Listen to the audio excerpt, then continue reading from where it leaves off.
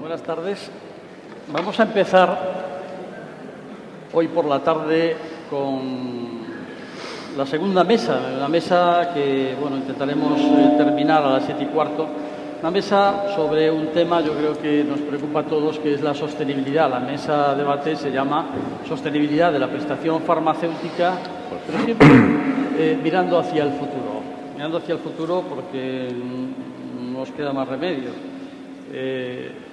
Tenemos la obligación siempre de buscar esta viabilidad como la tiene cualquier administración pública, y de hecho han sido durante estos últimos tiempos una tónica la de la búsqueda de lo que es una sostenibilidad, pero no a corto plazo, sino a largo plazo. Se han ido tomando medidas económicas, medidas que tenían un objetivo claro por parte de todas las administraciones públicas, tanto a nivel nacional como a nivel autonómico, como lo sabéis, incluso a nivel local e incluso a nivel internacional. El objetivo que es la reducción, ni más ni menos que la reducción del déficit, que nos tiene a todos siempre preocupados y mirando prácticamente casi mes a mes a ver cómo vamos. Estas medidas obviamente afecta a todo lo que es el sector del medicamento, un sector muy importante y que al final no nos queda más remedio que intentar buscar el compromiso de todos los sectores, de todos los agentes que estamos relacionados de una u otra forma con el medicamento. Todos los agentes que son desde la industria farmacéutica, pasando por la distribución, la oficina de farmacia, pero no se quedan los agentes, va más allá. También, como no, a la Administración, a través del Ministerio de Sanidad, Seguridad Social e Igualdad, las comunidades autónomas, también a los propios prescriptores, a los médicos, a los pacientes. Todos estamos implicados para conseguir precisamente este objetivo de la sostenibilidad tanto de la prestación farmacéutica como, en última instancia, del propio Sistema Nacional de Salud. En definitiva, se trata de conseguir lo que es una sanidad eficiente, una sanidad que tenga siempre como objetivo y como centro el paciente. Precisamente, en base a esto, se han ido tomando muchas iniciativas por parte de la Administración, iniciativas que han ido encaminadas, desde lo que son medidas encaminadas o dirigidas en el entorno de la adquisición de los medicamentos, desde la centralización de compras, tanto de las comunidades autónomas como por parte de lo que es el propio Estado, e incluso la centralización de compras a nivel europeo. Se han procedido a utilizarse y a poner en marcha programas de selección de distintos tipos de medicamentos para su utilización e incluso dispensación directamente de la farmacia hospitalaria. Se han encontrado, hay medidas que afectan tanto al precio como a la financiación del medicamento. Medidas como, por ejemplo, son algoritmos de decisión que encontramos en algunas comunidades autónomas de decisión terapéutica. Encontramos, por ejemplo, medidas que se han propuesto de equivalentes terapéuticos, de precios seleccionados, acuerdos de riesgo compartido, o bien acuerdos como el que ha suscrito recientemente Farmaindustria sobre el techo de gasto, acuerdos suscritos con el Ministerio de Hacienda, con el Ministerio de Sanidad y Farmaindustria, precisamente también buscando como objetivo este techo de gasto y evitar, en la medida de lo posible, una desviación importante del déficit. Yo, aunque soy moderador, no me puedo resistir un poco también a hablar un poco sobre lo que es la contribución de la farmacia comunitaria, muy brevemente, pero tiene una serie de ventajas que tengo que recordar. Las ventajas en cuanto a lo que es la aportación, la contribución, ya no solamente la económica desde el año 2000 con las distintas aportaciones que ha hecho la farmacia comunitaria, aportaciones económicas que ha contribuido en gran medida también a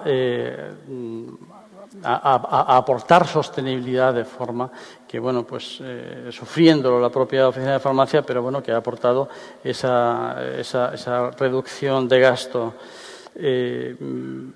Ventajas, por ejemplo, todas las relacionadas con el sistema que tenemos de concertación. Las farmacias estamos concertadas con las administraciones públicas y que es una medida también, es una forma de búsqueda de la eficiencia en cuanto a que la propia farmacia pues aporta lo que son las ventajas del sistema público-privado en el sentido de que hay muchas de las acciones que se pueden poner en marcha por parte de las administraciones que,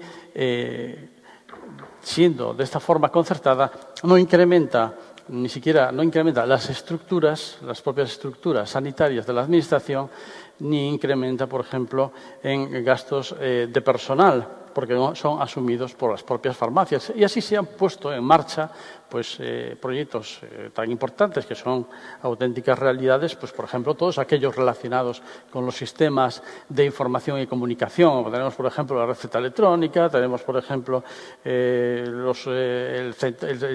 sistema de control de desabastecimientos, se llama el CISMED, Centro de Información de Desabastecimiento de Medicamentos, o proyectos como el que estamos trabajando conjuntamente con Farmaindustria y la distribución, que es el sistema de verificación de medicamentos para evitar la entrada de medicamentos falsificados. Trabajando todos y poniendo cada uno de nuestra parte muy importante. Vamos más allá. Nosotros estamos también empeñados a través de lo que es el apoyo constante y el empuje, tanto desde el Consejo General como desde los colegios de farmacéuticos provinciales o los consejos autonómicos, de numerosas actividades asistenciales que lo que van a llevar también es a introducir eficiencia. Actividades como, por ejemplo, sistemas personalizados de dosificación, sistemas como seguimiento farmacoterapéutico, con unos resultados en cuanto a optimización de medicamentos, reducción de gastos, aumento de vida, aumento de calidad de vida de los pacientes, sistemas de adherencia terapéutica, de farmacovigilancia, etcétera, o programas conjuntamente con la Administración, programas de salud pública, como son los cribados, tan importantes. Todo esto hablaremos a lo largo de estos días en el Congreso, o campañas sanitarias, prevención, por ejemplo, tenemos un papel muy importante en vacunación que estamos reivindicando y pensamos que podemos hacer mucho más. Y ya, sin hablar más, por ejemplo, pues toda la formación continuada que nosotros mismos estamos aportando a través de nuestras organizaciones colegiales. A futuro creo que podemos hacer mucho más. Siempre pedimos la implicación y la integración junto con los planes, por ejemplo, de crónicos de las comunidades autónomas, donde el farmacéutico, como profesional sanitario, entendemos que puede hacer mucho más de lo que está haciendo hasta ahora. Y ya para terminar, pues en mi caso, es marcar los objetivos de esta mesa. El objetivo básicamente es conocer, a través de los representantes que ahora mismo voy a presentar, pues en primer lugar una opinión, la opinión sobre la evolución del gasto, la opinión sobre la sostenibilidad del Sistema Nacional de Salud desde su punto de vista. Queremos saber también cuál es la contribución de cada uno de los agentes que aquí representan y, más allá, queremos también ver las propuestas de futuro que nos pueden presentar de forma que todo ello contribuya a la sostenibilidad del Sistema Nacional de Salud. Y para ello, pues contamos ni más ni menos que con Javier Urzay. Voy presentando a Javier Urzay, que es economista por la Universidad Autónoma de Madrid, MBA por el Instituto Adriano Olivetti de Ancona. Ha desempeñado pues, cargos importantes en la Administración, ha sido subdirector general de Servicios Tecnológicos y Transferencia de Tecnología del Centro de Desarrollo Tecnológico Industrial en la Agencia de Promoción de Investigación y Desarrollo del Ministerio de Industria. Y actualmente pues, es subdirector general de Farmaindustria, donde se ocupa preferentemente de asuntos económicos, estratégicos y de investigación y otros muchos más.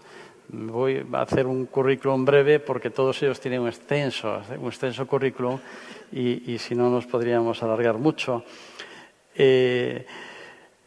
Ángel Luis Rodríguez de la Cuerda es en este momento, bueno, sabéis que es licenciado en farmacia por la Universidad Complutense de Madrid, es máster MBA y PhD por ICADE, diplomado en Business Management. Ha desempeñado cargos también de alta responsabilidad en la industria farmacéutica y vamos a traer en numerosas empresas, pues ha estado trabajando, con lo cual tiene una gran experiencia. Actualmente dirige la Asociación Española de Medicamentos Genéricos, AESEG. No sé si he dicho que Javier Urzay es actualmente el subdirector general de Farmaindustria, pues si no lo he dicho, pues lo digo ahora. Por parte del sector del autocuidado de la salud, tenemos a Jaume Pey Sanauja, que es licenciado en Ciencias Empresariales y máster por ESADE. Ha tenido una trayectoria profesional también muy importante en el sector farmacéutico, desempeñando pues, numerosos cargos de alta responsabilidad también en la industria farmacéutica. Por lo tanto, es un gran conocedor de este sector. Ha sido director de la división OTC de Novartis. Y en este momento, pues, y desde el 2012, dirige la Asociación para el Autocuidado de la Salud, que todos conoceréis por ANEF, Asociación Nacional de Especialidades Farmacéuticas Publicitarias, que, bueno, habrá que cambiar algún día el nombre, ¿no? Tenemos también a Regina Múzquiz. Regina Múzquiz, que, bueno, es licenciada en Farmacia por la Universidad Complutense de Madrid, funcionaria del Cuerpo de Farmacéuticos de Sanidad Nacional, número 1 de su promoción. Y además también funcionaria del Cuerpo Sanitario de Administración de la Seguridad Social. Su actividad profesional pues, ha estado ligada a la industria también, ha sido directora general de Biosin, Relaciones Institucionales de Farmamar, de Sanofi y muchos más. Y actualmente, en este momento, pues es la directora general de Biosin, de todos los medicamentos biosimilares.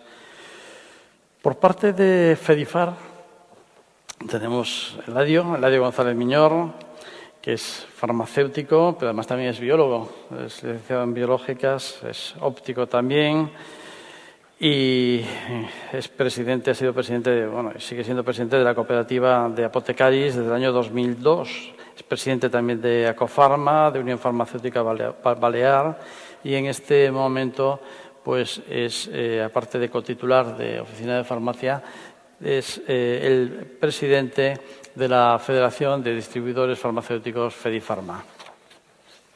Y ya para terminar las presentaciones, está con nosotros Agustín Rivero Cuadrado, que es médico, doctor en Medicina y Cirugía por la Universidad de Alcalá de Henares, especialista en Medicina Preventiva y Salud Pública y en Gestión de Sistemas de Información Sanitaria. Es médico especialista en admisión y documentación clínica, plaza en propiedad en el Hospital Universitario de La Paz.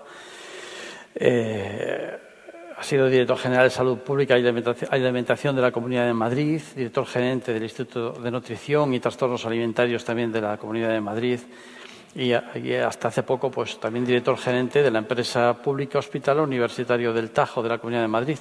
Y actualmente, como todos saben, es director general de Cartera Básica de Servicios del Sistema Nacional de Salud y Farmacia. Ya terminando estos preámbulos, simplemente recordaros que después, en un momento dado, lanzaremos una pregunta. Queremos saber también la opinión del público, donde podréis opinar en el menú que os aparezca en el móvil, si os habéis descargado la aplicación, la app del Congreso, sobre pues, una cuestión relacionada con la sostenibilidad. Para empezar, quisiera hacer la primera pregunta, una pregunta que quisiera que contestarais todos, que es en relación a la situación actual, ¿cómo vemos el futuro de la prestación farmacéutica? ¿Es sostenible? ¿Sí? ¿No? Quisiera primero que contestara Javier, por favor, desde Farmaindustria. Muchas gracias, Luis. Por supuesto que es sostenible la prestación farmacéutica y tenemos que hacerla sostenible entre todos, ¿no? Yo, como peco de lo que soy, que es economista, creo que la sostenibilidad se sostiene con cifras, ¿no? Entonces, yo creo que hay algunas cifras importantes que conviene señalar, ¿no? Si recordáis, el gasto en oficina de farmacia, el gasto público, llegó a tener un máximo histórico allá por mayo de 2010 de 12.700 y pico millones de euros. Ahora estamos en cifras del orden de 3.000 millones menos. Es decir, digamos, el recorte del gasto, 6 años después, todavía sigue siendo 3.000 millones de euros inferior, ¿no? Luego, por tanto, digamos, el sector ha sufrido un ajuste importante y por eso estamos ahora en unos ratios que, si comparamos con otros países europeos, pues os diría que estamos gastando, con los últimos datos publicados de la OCDE, en España en el 2014, que son los años publicados, hemos gastado 223 euros por habitante y año, mientras que la media de la eurozona es de 326, es decir, un 31% menos, ¿no? Luego, en España tenemos un gasto farmacéutico pues inferior a la eurozona en un 31%, ¿no? Y tenemos un esquema en el que los productos que están fuera de patente representan ya el 80% de las prescripciones, ¿no? Y en unidades y el 54% en valores, ¿no? Luego, yo creo que estamos perfectamente homologados con Europa en materia de sistemas sostenibles. Por supuesto, queda el segmento hospitalario, que en estos momentos recoge, digamos, el mayor número de innovaciones y que solo recientemente, hace unos meses, se han empezado a publicar por fin datos de gasto hospitalario, pero aún así el crecimiento que ha tenido el gasto hospitalario ni mucho menos compensa los 3.000 millones, digamos, que se ha recortado el de calle, ¿no?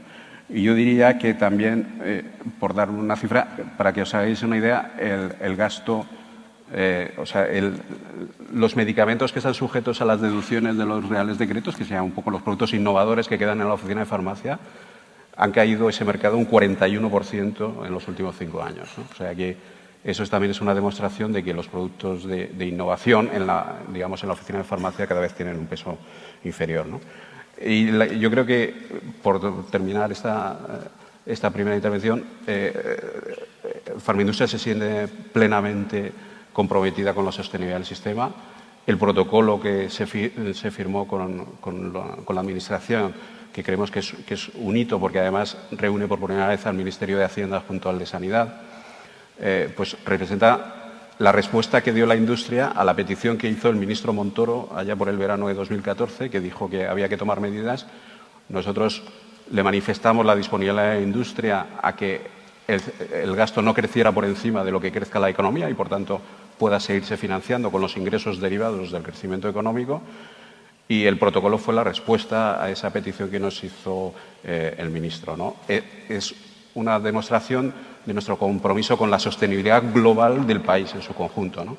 Lo cual no quiere decir que todos los pagadores, todas las comunidades, todos los hospitales, todos los organismos pues tengan que hacer sus esfuerzos por cumplir con sus presupuestos, ¿no? Pero desde una óptica macroeconómica, que es por lo que Bruselas nos tiene especialmente controlados, pues creemos que el protocolo es una herramienta muy positiva para que en ningún caso el gasto exceda el crecimiento de la economía, al menos mientras dure este proceso de ajuste que estamos sufriendo, ¿no? Luego, en el futuro, ya nos gustaría crecer un poco más, pero bueno, eso vendrá después, ¿no?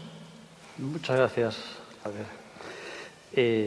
Vamos a hacer la misma pregunta a ese Ángel Luis. Ángel, ¿cómo ves el futuro de la prestación farmacéutica sostenible? Buenas tardes a todos. Gracias, Luis. La sostenibilidad, la eterna pregunta. Yo creo que todos podríamos estar de acuerdo en que tenemos un sistema sanitario magnífico, pero quizás con recursos financieros insuficientes, ¿no?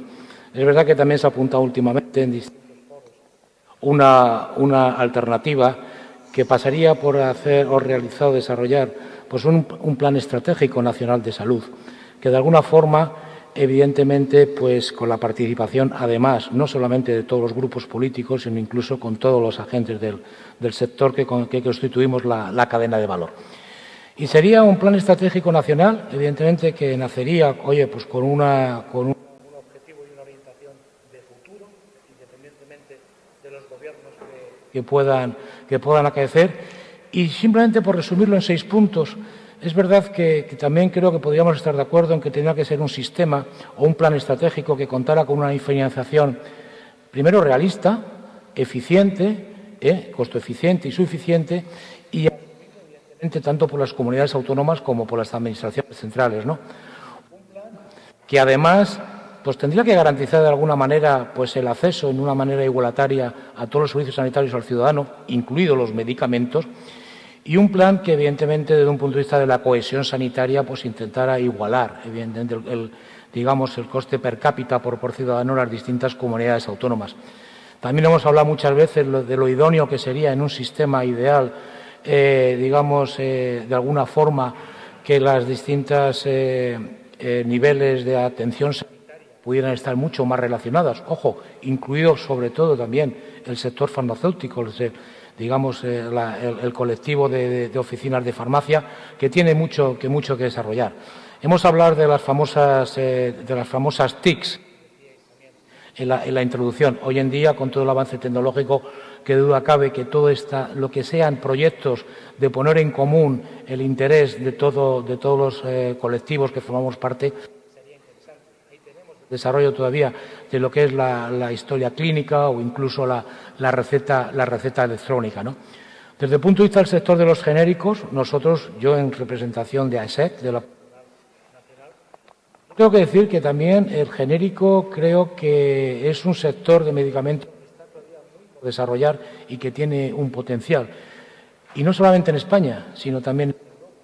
Vosotros habéis asistido últimamente a algunas publicaciones en donde hemos visto que países como Portugal están ahora mismo incentivando la dispensación en farmacia de los medicamentos genéricos con 0,35 céntimos, o países con un acuerdo con el Ministerio de Sanidad francés van a poner un desarrollo también de los genéricos en los próximos años, porque se llega a la realidad de las administraciones europeas y cada uno de los países que entienden que el medicamento genérico todavía tiene mucho desarrollo y que puede aportar bastante, no solamente a la sostenibilidad del sistema, que también, sino sobre todo a lo que es el acceso de los medicamentos.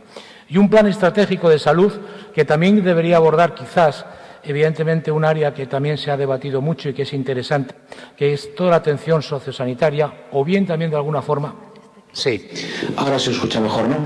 Y un programa de atención sociosanitaria, o digamos programas de prevención y de educación, en donde estamos convencidos en ASEC que también, desde luego, el colectivo farmacéutico, el colectivo de oficinas de farmacia, tendrían un papel muy interesante.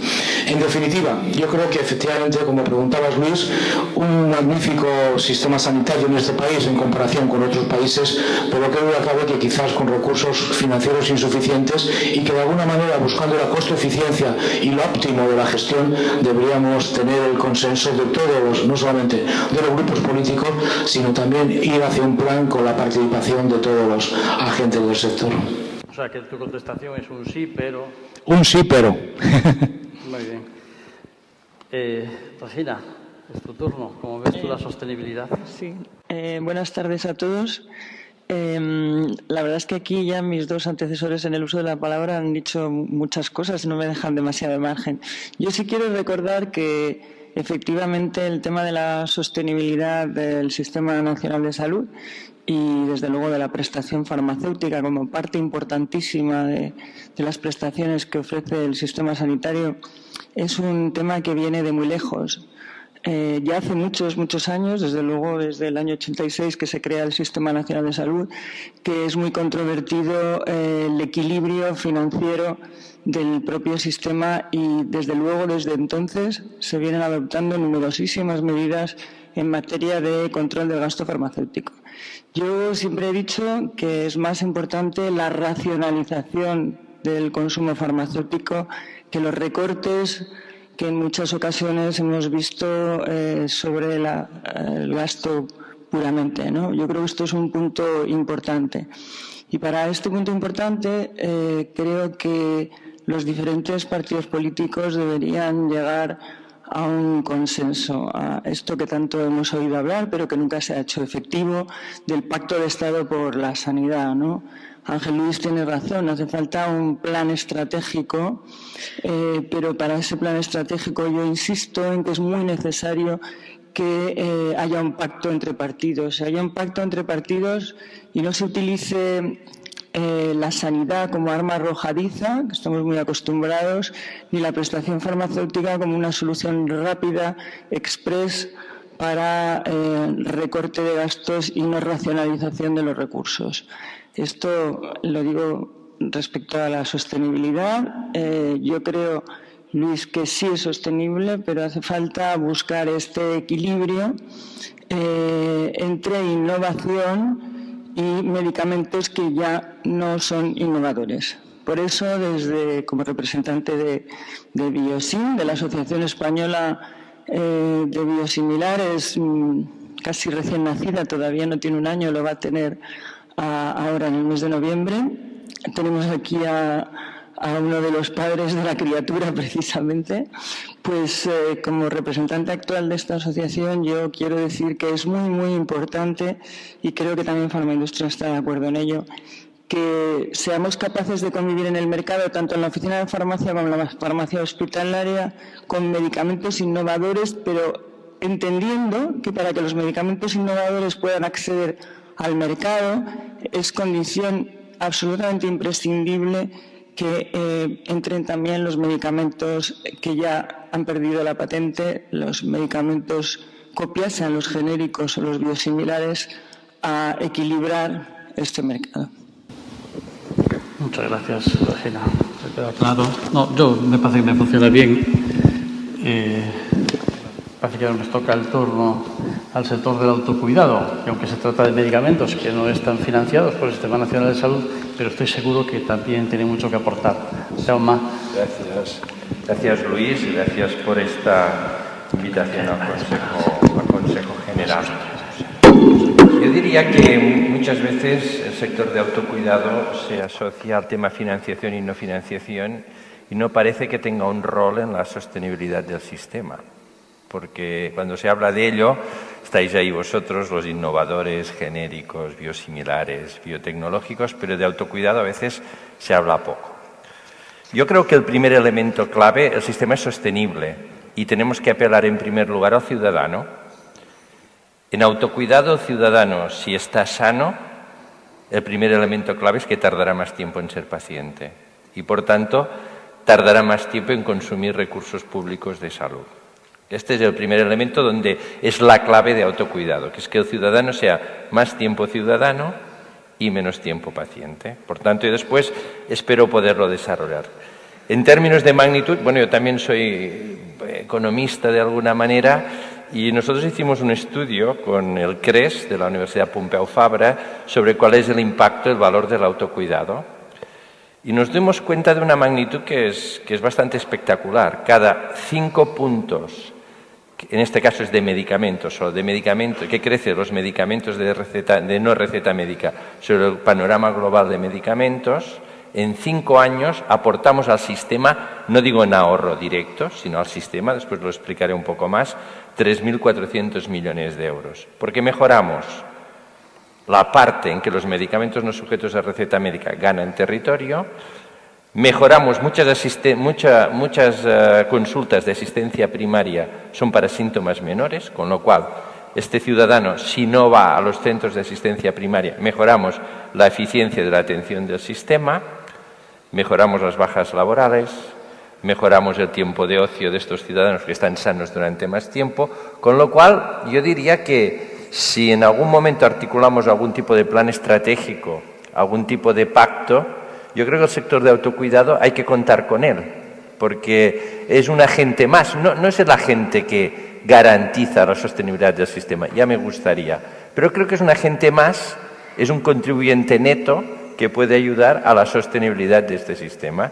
Y por tanto, después a mí, si tenemos la oportunidad, para no alargarme mucho más, sí que me gustaría escenificar y explicar un poco cada uno de los segmentos y sobre todo la farmacia, me gustaría apelar también a la farmacia, el campo y el territorio que tiene para ayudar al desarrollo de autocuidado y desarrollando el autocuidado ayudamos a la sostenibilidad del sistema. Yo creo que al final no solo nos tenemos que plantear qué medidas podemos tomar, sino también todos los agentes que intervenimos en la cadena de valor del sistema sanitario tenemos que movilizarnos para ayudarlo.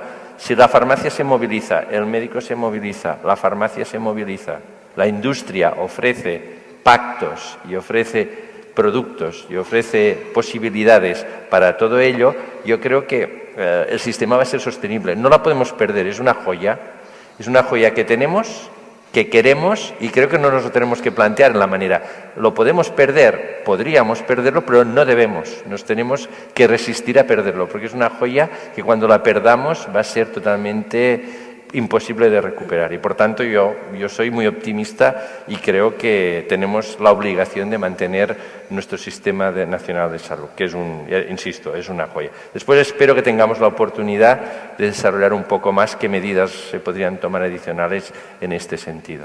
Exacto, volveremos a dar una nueva vuelta porque sí que yo creo que es muy interesante lo que nos tengas que contar en relación con el autocuidado y la aportación a la sostenibilidad.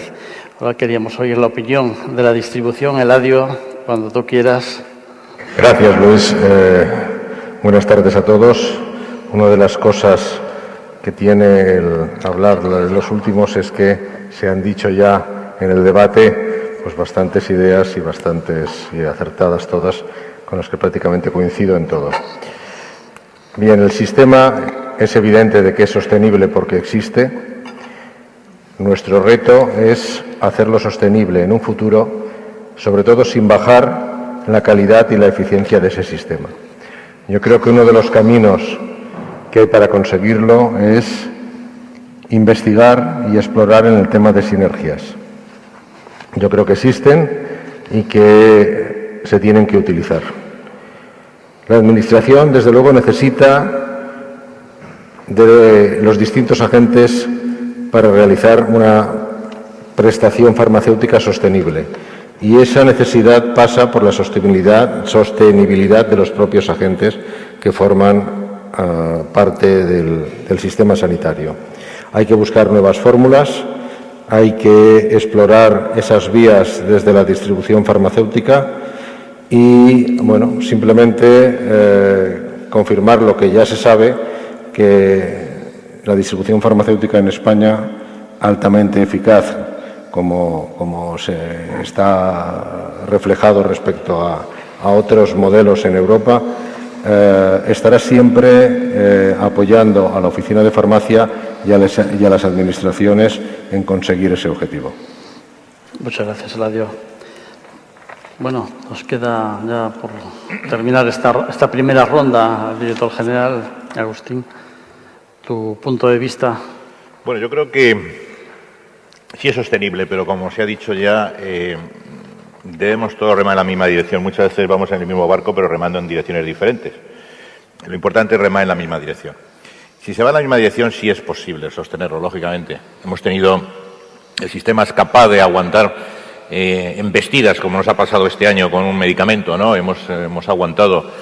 Por tanto, el sistema está preparado. Lo que sí que es verdad es que, y eso estoy de acuerdo con lo que decía Regina, el tema de la farmacia es un tema en el que sí que se debe colaborar por parte de todos los partidos políticos, a dejar muy claro qué es lo que se quiere hacer en este aspecto, si introducir innovación constantemente, si no introducirla, si potenciar mucho más lo genérico de lo que está, potenciar los biosimilares. Pero yo soy partidario y yo creo que es posible sostener el sistema, ¿no?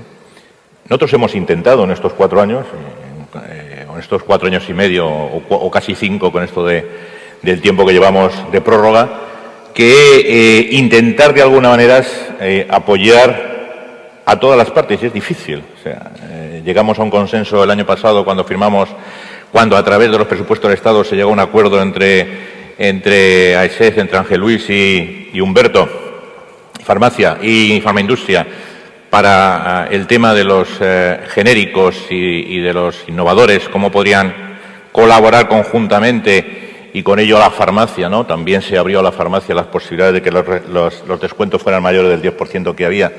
Por tanto, yo creo que sentados, hablando, se pueden llegar a hacer cosas importantes. El paso muy importante también, como antes comentaba Javier, fue el acuerdo que se hizo con Farmaindustria, ¿no? Donde también hay que reconocer que Farmaindustria pues tuvo la fuerza y también las agallas en ese sentido, porque no sabíamos hasta dónde podíamos llegar, de firmar un acuerdo y tener muy claro que cuando sobrepasaban un porcentaje del PIB, pues ese dinero iba a devolverse al sistema. Por tanto, yo creo que si todos estamos en la misma línea se puede sostener.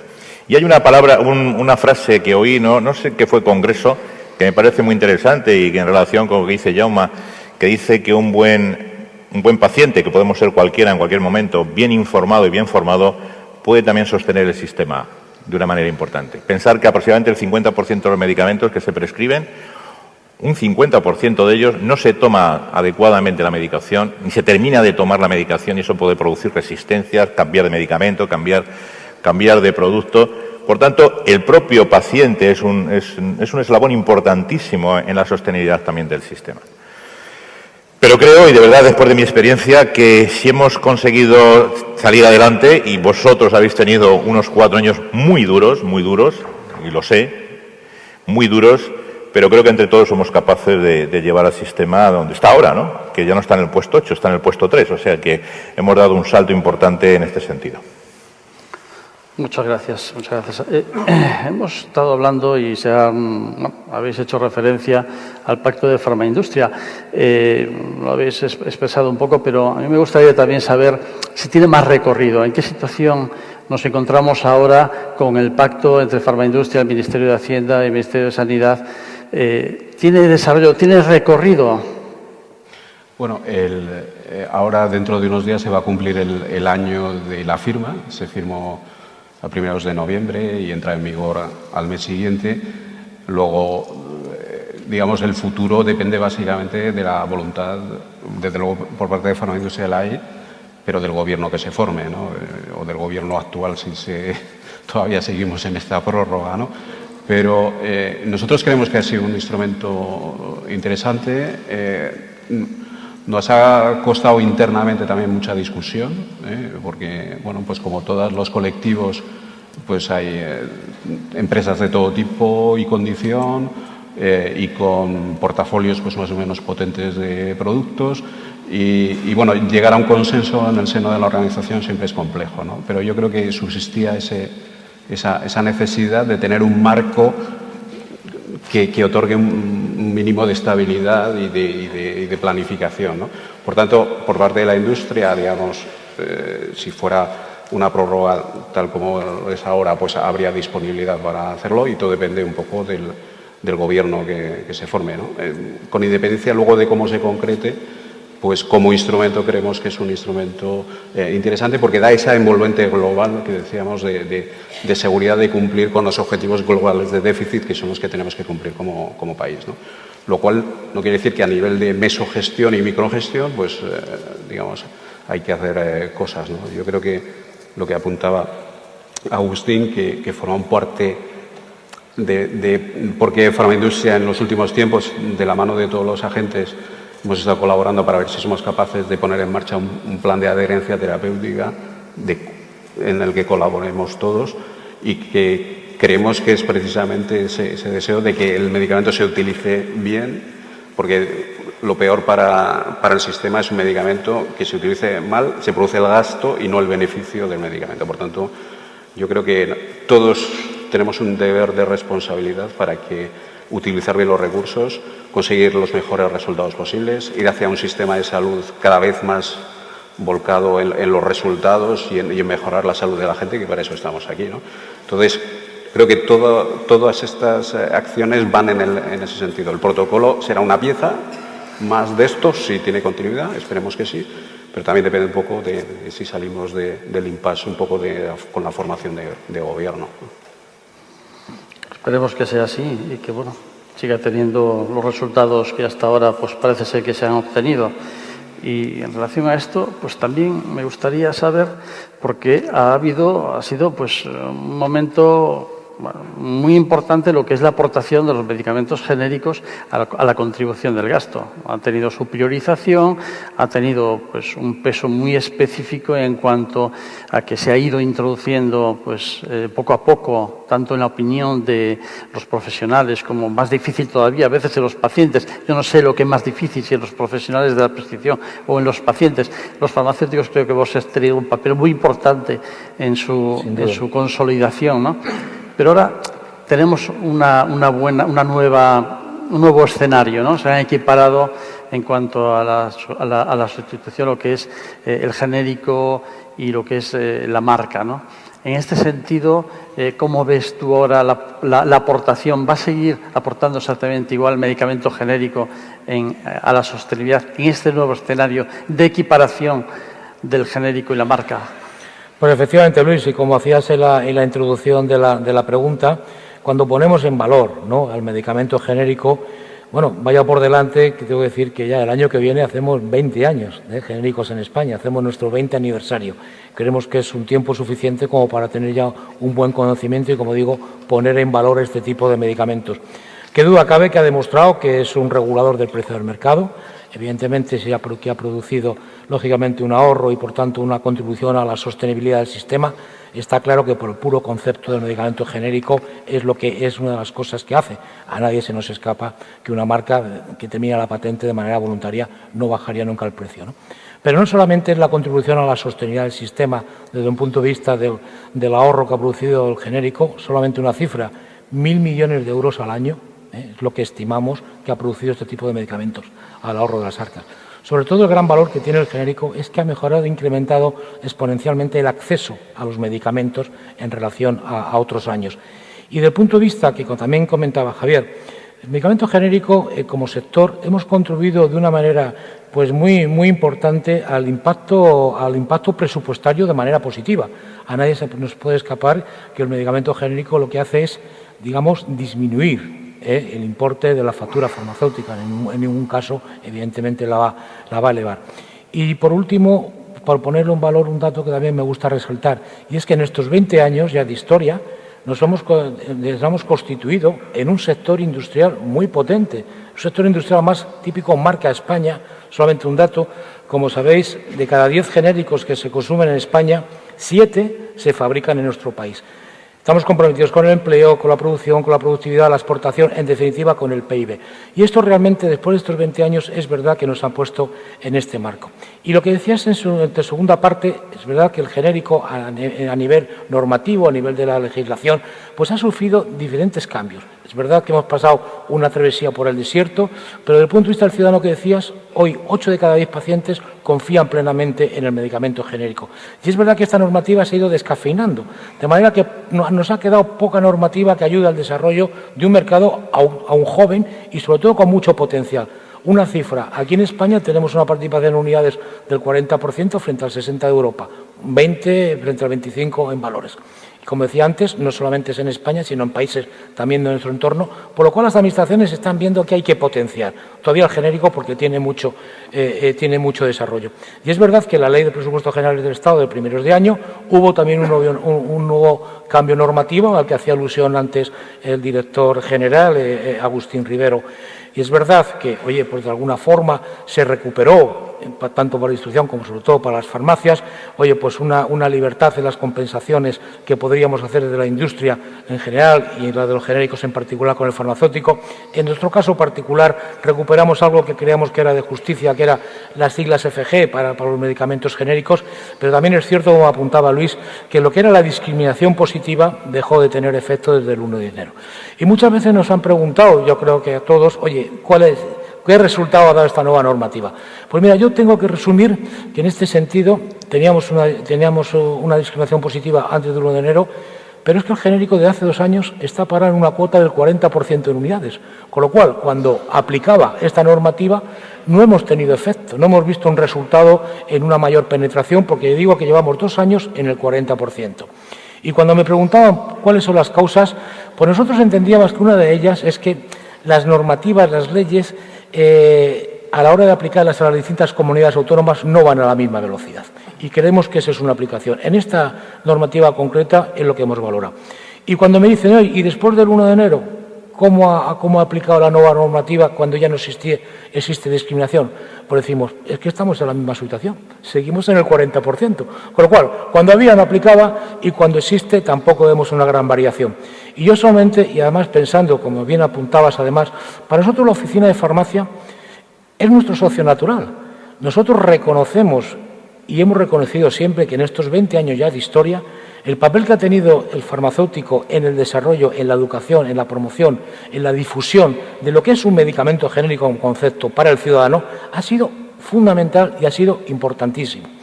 Es verdad que nosotros también reconocemos que como nuestro socio natural, que es el farmacéutico, también hemos estado volcados, ¿no?, de una manera importante, pues desde el sector, pues en ayudar a fomentar pues todos aquellos programas de atención, de desarrollo de todo lo que fuera y que suponga también el propio desarrollo de la oficina de farmacia. Por eso digo que desde el punto de vista genérico, realmente el farmacéutico es algo importante. Y no solamente ha sido, y lo es, sino es que estamos convencidos de que todavía tenemos un recorrido muy importante que hacer, porque estamos ahora en la fase del desarrollo de lo que el concepto de atención farmacéutica, el que nosotros creemos profundamente. Porque por lo que decíamos antes, entendemos que todo es reducido a quizás ya un margen, pues cuando hay un deterioro de los precios de los medicamentos hay que buscar nuevas vías, evidentemente. Preguntaba Jaume, lógicamente el autocuidado es una de las vías, pero también desde el sector de los medicamentos genéricos queremos seguir apostando como socio natural con el farmacéutico, ¿no? Y es esto, y es así como vemos realmente lo que decías de estas variaciones, ¿no? Definitiva, cambios normativos, pero simplemente por terminar hacer un apunte. En AESEC, para nada nunca ha sido nuestro gran caballo de batalla esta discriminación positiva que ha existido durante estos años. Es verdad que la Administración nos ofreció y la cogimos como un clavo ardiendo porque es lo único que teníamos, pero nuestra auténtica reivindicación, y que siempre insistimos, es que por concepto el genérico tendría que ser más económico que la marca que termina la patente. Y cosa que hoy en día no es, y es, entre otras cosas, porque la ley actual de alguna manera obliga al medicamento de marca a ponerse al precio del genérico desde el minuto 1. Y eso nos está perjudicando gravemente, porque no nos permite coger penetración de nuevas moléculas. Os puedo garantizar que el socio muchas veces, la industria de genéricos, se ve desincentivada, desmotivada, porque ve que no coge penetración. Y nosotros lo que decimos, bueno, entonces, ¿qué queréis? Decimos, oye, es que España es el único país, el único, en donde no existe una diferencia de precio entre la marca y el genérico. O dicho de otra forma, el único país donde se obliga a la marca a ponerse al precio del genérico. Entonces, lo que queremos simplemente es una normativa que ayude a desarrollar. Además, queremos que es un win-win, un ganador-ganador, porque decimos, oye, ¿por qué tienes que obligar a una marca a que esté en un precio, a ponerse al precio genérico? Pues deja, oye, que a lo mejor disfrute del mercado libre. Ojo, que es un 20% en este país, con beneficio para ellos, para la farmacia, etcétera. Pero, y además, reservas o garantizas lo que es el valor del genérico, que, como todos entendemos, pues es un medicamento, sin entrar en que tiene que ser, que es por principio más económico. Pero todo esto visto no solamente en una política cortoplacista, sino viendo también que el valor del genérico realmente como regulador del precio del mercado y contribuyente a la sostenibilidad y al acceso, como he explicado, creemos que las administraciones tienen que potenciar un sector que ya está demostrado lo que es, pero sobre todo a medio y a largo plazo. Porque, y con esto termino, porque si también estamos convencidos de un tema, es que como sector de industria farmacéutica que somos complementarios del sector innovador. Nosotros no comprendemos una sociedad en donde no se promocione, desarrolle un sector innovador de medicamentos. Y lo que sí ofrecemos, modestamente, es decir, oiga, esos 1.000 millones de ahorro, ese ahorro que te produce el genérico, que actúe como vasos comunicantes precisamente para la financiación necesaria. Oye, lo que decía el director, en la financiación de la hepatitis C ha sido un caballo de batalla. Bueno, pues ahí ya tienes una partida que es el ahorro que produce el genérico para contribuir. En mayor inversión en I+D, ahí tienes otra partida, en mayores recursos económicos. En definitiva, Luis, es como vemos en general el valor del genérico, cómo ha contribuido a las distintas normativas, pero sobre todo entendemos que esas son coyunturales, nosotros vamos a más. Y nuestra gran ambición sería poder lograr conseguir que haya una diferencia entre el genérico y la marca, pero como concepto que es para lo que entendemos ha sido diseñado y por las administraciones ya hace, aquí en España al menos, casi 20 años. Muchas gracias, Javier. Yo creo que ahora toca un poco por alusiones industria. ¿Qué opina de este nuevo escenario, igualdad, precio, marca, genérico? ¿Cómo lo veis? También quería meter mi cuña publicitaria. Yo creo que compartimos mucho del diagnóstico. El fin de la discriminación era una cuestión, yo creo, para nosotros un poco de principios, de que se pudiera competir en igualdad de condiciones. Y cuando se hace alusión también a la farmacia, efectivamente, antes, cuando se prescribía por principio activo, un farmacéutico no podía dar una marca a un paciente, lo cual también es bastante absurdo, sobre todo cuando el coste es el mismo, ¿no?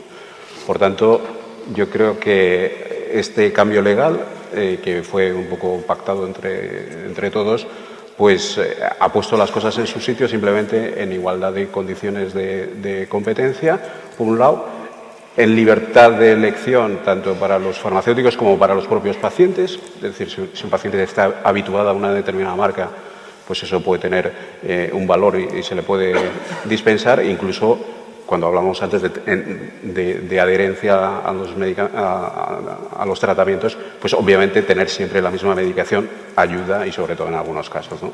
Luego yo creo que sobre esa evaluación pues estamos razonablemente de acuerdo y no hay mayor discusión, ¿no? El segundo aspecto que quizá habría que estudiar es que efectivamente ahora mismo la norma está clara que obliga a una marca a igualar el precio si quiere seguir financiada, y no hay otra opción, ¿no? Y es cierto que en otros países hay mecanismos que permiten a una marca tener un precio mayor, de tal forma que si el paciente está de acuerdo paga esa pequeña diferencia de precio, porque normalmente, estoy pensando en el caso de Italia, que quizás es uno de los más conocidos, pues a lo mejor la marca vale €1 más, pero no hay una gran diferencia. El paciente, por conveniencia, por interés o por fidelidad a una marca, pues si está de acuerdo paga ese dinero adicional, y si no, pues se le dispensa un producto alternativo, un genérico, ¿no? Bueno, evidentemente eso requiere cambios, porque ahora mismo estamos hablando de intervención de precios y hoy por hoy el precio de financiación es el precio de financiación, pero bueno, en el futuro, pues quién sabe si el tema se puede revisar, ¿no? Nosotros no tenemos una posición determinada. Probablemente un escenario en el que haya libertad pues siempre favorecería pues que cada uno desarrolle su estrategia como quiera. También es cierto que cuando hay, y lo sabe muy bien Agustín porque lo ha sufrido cada vez que hay una orden de precios de referencia, siempre hay productos originales de marcas que tienen dificultades para bajar al precio de referencia por temas internacionales, y ese podría ser un mecanismo para, digamos, permanecer en un precio un poco superior que permita que no se produzcan ese tipo de desajustes, ¿no? Entonces, probablemente todo lo que suponga ampliar las opciones, pues podría ser, yo creo que convendría valorarlo, ¿no? En todo caso, bueno, pues es un tema que de ponerse en marcha pues requerirá que se trabaje y tal, y ver la posibilidad de hacerlo. Hoy por hoy la situación es la que es, y por tanto las marcas están a los mismos precios de los genéricos. Nosotros, cuando hablamos de sostenibilidad, por eso decimos que el 80%, que más o menos grosso modo mitad marca, mitad genéricos en ese mercado de fuera de patente, esos son los que están determinando que el precio medio se contenga y que por tanto no crezca la factura más de lo debido, ¿no? Por tanto, a nosotros en la situación actual lo que es relevante es ese 80% de prescripciones y 54 me parece más o menos en valor, que es lo que determina que el mercado, digamos, a precio genérico, por entendernos, o fuera de patente. Esa es un poco la visión. Creo que ahora en este momento también la Administración nos debe dar su punto de vista. Agustín, director general. Primero decirle a Ángel Luis que estamos en el 44,8, no en el 40. 44,8. Yo hablo del 40 en mercado total. Y la media europea es en el 50-51%. Hay países con menos que nosotros y países que más que nosotros. Igual que pasa con las comunidades autónomas, que algunas están en el 67% y otras están en el 35%. Estoy de acuerdo contigo. Referente a lo que dices de la marca, tú sabes lo que yo pienso. O sea, lo sabes. Por eso digo que es importante que los partidos políticos se pongan de acuerdo en todos estos temas. Es importante, porque depende de la visión que tenga el partido político en cada momento, pues el gestor toma la decisión o toma la decisión correspondiente. Por tanto, bueno, lo primero se hizo que tuviera el mismo precio, pero mi opinión personal es que me parece que podía tener un precio diferente la marca. Lógicamente, pues ahí, pues como todo, ¿no? Pueden decirte que hay diferencias de €1, pero a lo mejor hay diferencias de €4. Y a lo mejor unos podían comprar el genérico y otros podían comprar el original. Y entonces, bueno, pues podría haber pequeñas discrepancias entre quién puede comprar una cosa y comprar otra, ¿no? Es así, y esa es la verdad. Por tanto, bueno, pues también tenemos que pensar en que la política es importante en todos estos temas, ¿no? Luego yo creo que lo que estábamos, sobre todo en el tema de genéricos y de originales, ¿no? Yo estoy de acuerdo además con Ángel Luis en que la potenciación del genérico ha sido muy importante en el sistema, el ahorro ha sido muy importante en el sistema, que puede seguir potenciándose de una manera importante, que indirectamente, y esto es un poco en risa, os hemos hecho salir fuera de España y eso pues ha potenciado la exportación, ¿no? Al tener unos precios bajos, ¿no? Pero también es verdad que ahora se nos presenta encima de la mesa otro tipo de genéricos, ¿no? Y aquí está Regina, y en el que estoy de acuerdo contigo que casi el 80% de lo que se produce en nuestro país, y de biosimilares no se produce absolutamente nada. Por tanto, yo le diría a la directora general que está aquí que intente invertir también en nuestro país en biosimilares para potenciar los biosimilares también en nuestro país, con independencia de que se debería potenciar. Pero yo estoy de acuerdo, o sea, yo en principio no tenía sentido de ninguna de las maneras que los dos productos que son exactamente igual desde el punto de vista de lo que dice la EMA, ¿no? Desde el punto de vista de seguridad, de tratamiento, pues uno tuviera un precio mayor o otro menor. Pero yo personalmente pienso que se podría dejar a que el original baje o no baje según considere, ¿no? En algunos casos, como tú dices, son céntimos, 1 euro, en otro puede ser 3 o 4 euros, ¿no? Y a lo mejor es suficiente para que eso no fuera así. Pero bueno, una cosa es lo que tú pienses como persona y otra cosa es cuando estás en una situación en la que tienes que tomar una decisión y que es la más adecuada en ese momento, en ese preciso momento que se tomó, ¿no? Bueno, es un tema que, está vivo. Yo creo que ya veremos. Podría haber cambios en un futuro o no. No lo sabemos, pero ya veremos a ver. En relación con este tema es un poco más o menos parecido en el sentido de que los biosimilares, igual que los genéricos en su momento, también están aportando en relación pues los ahorros que pueden proporcionar. No hay duda de que van a contribuir a la sostenibilidad también del sistema, ¿no? Sin embargo, sí que la pregunta va en otro sentido. La mayoría de los medicamentos biosimilares que se están, ya no digo los biológicos y los biosimilares, que se están autorizando y que están entrando y que tampoco me cabe duda de que aportan un arsenal terapéutico muy importante, están yendo directamente a ser dispensados a través de los servicios de farmacia hospitalarios, cuando en unas ocasiones sí, no nos cabe duda de que necesitan su control clínico, su hospitalización, etcétera, pero en otros casos entendemos que, y de hecho se está haciendo así, se están dispensando a pacientes ambulatorios. ¿Cuál es el motivo, básicamente, de que está produciéndose esta situación que no es igual en toda Europa? En unos países sí, en otros no hay la misma similitud. Y nosotros, desde el punto de vista de la farmacia, entendemos que es contraproducente para el propio paciente el hecho de que no pueda disponer de sus medicamentos exactamente igual, sean biológicos o no, en el mismo lugar donde están todos sus medicamentos, que son en la farmacia comunitaria.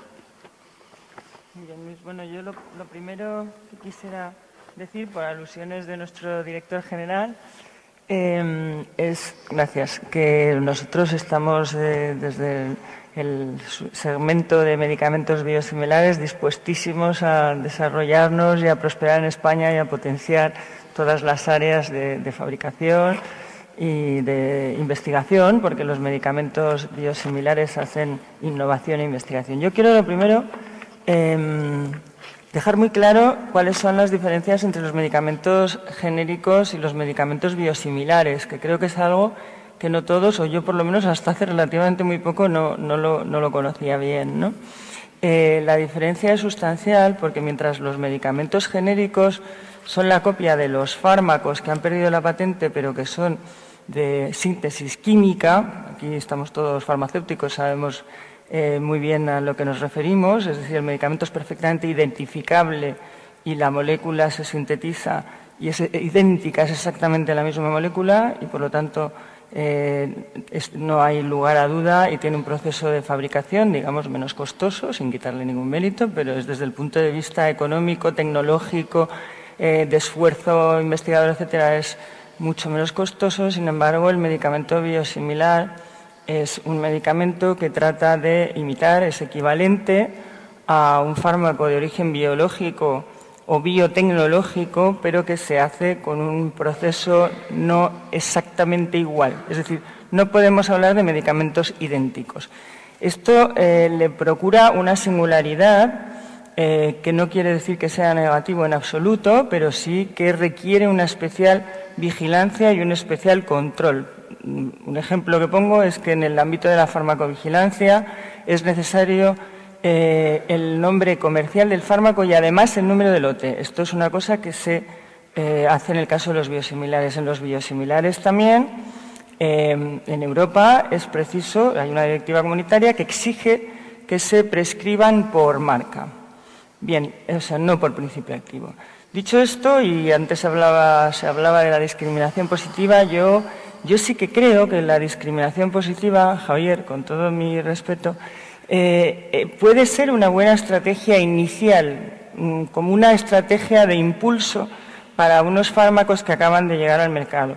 Probablemente cuando ya se consolida el mercado deja de tener ese sentido inicial, pero a mí no me parece legítimo que inicialmente se trate de tener un poco de discriminación positiva, entre otras medidas, no solo esa, como medida de impulso. Y respecto a lo que tú preguntabas, Luis, pues yo no lo sé, porque no soy gestora de una comunidad autónoma, no soy quien toma estas decisiones de dónde se dispensa o debe dispensarse, ¿no? Yo entiendo que esto es una controversia que nace ya en los años 90 con la ley del medicamento, yo lo recuerdo, entonces yo estaba en la administración y hubo mucha discusión porque la ley del año 90 ya recogía la posibilidad de que los fármacos se dispensaran en instituciones abiertas o cerradas, que se llamaban entonces de la Seguridad Social, cuando las especiales condiciones del fármaco lo requerían. En base a esto, pues algunas comunidades autónomas han ido llevándose fármacos de la oficina de farmacia a la farmacia hospitalaria. Yo quisiera pensar que hay criterios de un especial control y seguimiento del fármaco, pero también entiendo que puede haber criterios de gestión para las comunidades autónomas que también son legítimos, ¿no? Hay que entenderlos. La polémica está servida, ¿no? El objetivo y el deseo por parte de las oficinas de farmacia de que vuelvan a ser dispensadas en las oficinas de farmacia es perfectamente legítimo, ¿no? Y no parece que sea muy imposible, bueno, tenemos al director de farmacia, que es el que puede hablarnos de esto, ¿no? En realidad, no yo. Pero no parece que sea impensable, porque acabamos de ver el ejemplo de Portugal, ¿no? Portugal, que tenía numerosos medicamentos en las farmacias hospitalarias, está devolviendo la capacidad de dispensación a las oficinas de farmacia de calle. Así que yo le cedo el testigo al director de farmacia, que es el que sabe esto mucho mejor que yo. Bueno, ya... No, salgo por lo de Portugal, porque además tenemos muy buena relación y nos conocemos mucho porque tenemos acuerdos importantes con ellos y los tendremos todavía mucho más, o la persona que esté director general en ese momento lo tendrá porque se puede trabajar muy bien con ellos. Lo que ha hecho Portugal es un juego de cubetes, ¿no? Me van a controlar los hospitales, me llevo los medicamentos a farmacia, ¿no? La Unión Europea tiene un ojo puesto en ellos. O sea, esto también es un juego, como todos los gestores, pues juegan en un momento determinado con las bazas que se tienen, ¿no? Pero independientemente de eso, yo también no creo que haya ningún problema en que algunos de los medicamentos biosimilares puedan pasar a farmacia. Lo que pasa es que en este momento, en vez de sumar todos los costes indirectos que eso supone, desde que un paciente no tenga que ir hasta el hospital a comprarlo, de que una persona mayor pues, no se tenga que desplazar, o que haya medicamentos que, aunque sean biosimilares, hablo biológicos en este caso, biosimilares, en paciente joven tampoco hay ningún problema en que siga sus tratamientos y no tenga que estar alguien detrás de ellos. Pero sí que es verdad que tenemos que pensar también en la situación por la que hemos pasado y todavía estamos pasando, ¿no? Donde el control de los costes por parte de las comunidades autónomas es muy alto, ¿no? Por lo tanto, si hay centrales de compras, si hay acuerdos con los laboratorios para hacer compras mucho más ajustadas, lógicamente todo lo que sea ahorro es ahorro. Aquí tenemos a un Ministerio de Hacienda que controla los gastos y tenemos a la Sanidad que de alguna manera ver cómo introducimos las cosas, ¿no? Pero yo creo que cuando esto se vaya estabilizando y tal, sí que habrá que sentarse y y sobre todo con la Comisión de Farmacia, pues empezar a comentar, bueno, ¿por qué todos los medicamentos biosimilares o todos los biológicos en general que aprobamos en la Comisión Interministerial del Peso, ¿por qué todos van a los hospitales? Y es verdad que muchos de ellos podían ir a las farmacias. Me imagino que esto es poco a poco ir ya introduciéndose.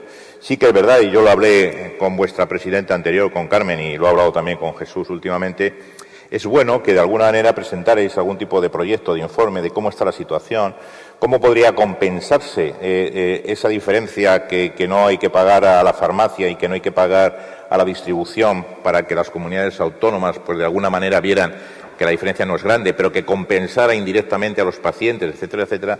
Eso sería también bueno porque podíamos entrar a las comunidades e ir empezando a trabajar en esta línea. Por tanto, creo que no será muy lejano el momento en que algunos de los biosimilares o biológicos puedan pasar a la farmacia, lógicamente con control, aquellos medicamentos que no tengan que estar sujetos a un control muy específico por parte de los clínicos, y se podría hacer, ¿por qué no? ¿Por qué no?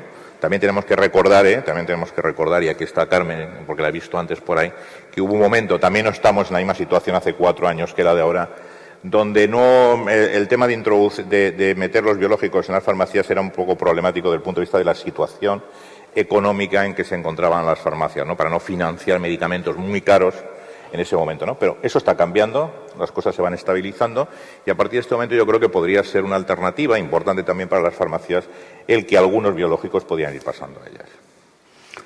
Esto es creo que es una buena noticia en el sentido de que, bueno, por lo menos oír lo que es un poco nuestras reivindicaciones en este sentido, ¿no? Y, desde luego, tomamos el testigo, pero no ahora. Llevamos trabajando efectivamente para presentar un proyecto serio, sostenible, que sea viable, válido en esta línea, ¿no? O sea, estaremos en condiciones, antes que tarde, pues de presentar una propuesta en ese sentido. Es muy interesante, por lo menos, que el Ministerio esté abierto y que esperamos que también las comunidades autónomas lo acojan y que, bueno, en el ámbito de sus responsabilidades, pues que también piense de la misma forma y podamos volver a recuperar esos medicamentos para los pacientes de la forma lo más próxima, lo más cercana posible. Yo quería preguntar también un poco en esta línea, yo creo que nos afecta a todos, a la distribución. En este sentido, todos estos mecanismos alternativos de distribución, de compra que están apareciendo, de financiación, de fijación de precios, o sea, también la distribución, al final, pues las centrales de compra, nuevos modelos de distribución de medicamentos, está afectando a lo modelo tradicional de distribución del laboratorio a la oficina de farmacia. Están apareciendo nuevas propuestas y, bueno, cuéntanos un poco. Bueno, sí es verdad que están apareciendo en el panorama una serie de mecanismos alternativos de compra y de dispensación de medicamentos, como habíais apuntado antes, los que están dispensándose desde el propio hospital por criterios no exactamente sanitarios muchas veces, sino de otro tipo, y evidentemente afecta a la distribución farmacéutica de forma directa y afecta a la distribución farmacéutica de forma indirecta, porque lo que afecta a sus oficinas de farmacia, y esto evidentemente causa un perjuicio en ellas, afecta indirectamente a la distribución. Todo el sistema va ligado. Es verdad que están apareciendo una serie de modelos, como por ejemplo, bueno, son evidentemente, me imagino que serán útiles para la distribución, para la administración, y esta capacidad que van teniendo en este momento de más peso económico por gestionar una serie de compras, pues evidentemente tiene también su efecto, ¿no?, respecto a la negociación con los laboratorios. Yo creo que puede haber muchos modelos alternativos, pero la mejor forma de velar por la salud de los ciudadanos es contar con las oficinas de farmacia y con la distribución.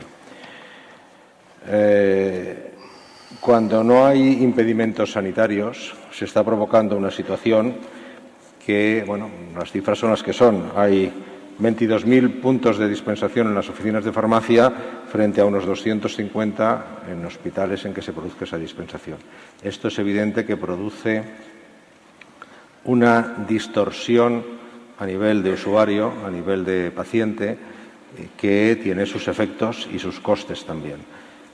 Hay pacientes que para adquirir su medicación, pudiéndola tener a una distancia realmente corta y cómoda, tienen que hacer kilómetros, desplazarse, llegar hasta un hospital, hacer una hora de cola, volver otra vez y volver a su lugar de origen. A veces esto resulta fácil, a veces esto en personas mayores, deterioradas. Yo lo veo en mi función diaria de farmacéutico comunitario, provoca realmente a veces unas barreras que son muy difíciles de saldar. Yo creo que deberíamos, como hemos apuntado desde aquí, buscar y ponerse a pensar y a meditar sobre fórmulas alternativas y sinergias que compensen, como bien decías, la diferencia de margen que puede tener o la oficina de farmacia o la distribución, que las hay, porque ese servicio en hospitales no es gratuito. Tiene también una infraestructura, unos costos de financiación, de almacenamiento de productos. Y bueno, pues eso yo diría que por lo menos merece la pena sentarse a estudiarlo y ver si hay soluciones. Muchas gracias, Dario. Me han pasado el aviso de que ya nos quedan 10 minutos. Y antes de hacer la última pregunta, Jaume, en el sector de autocuidado, vamos a ir aprovechando para lanzar la pregunta, este experimento del APP, todos los que la tengáis. Me gustaría que mientras le hago la pregunta y él nos contesta, que la pregunta es la siguiente, la tenéis en vuestra APP, es, en la situación actual, ¿creéis que es sostenible la prestación farmacéutica? Id viendo, contestando, saldrán los resultados de forma más o menos inmediata.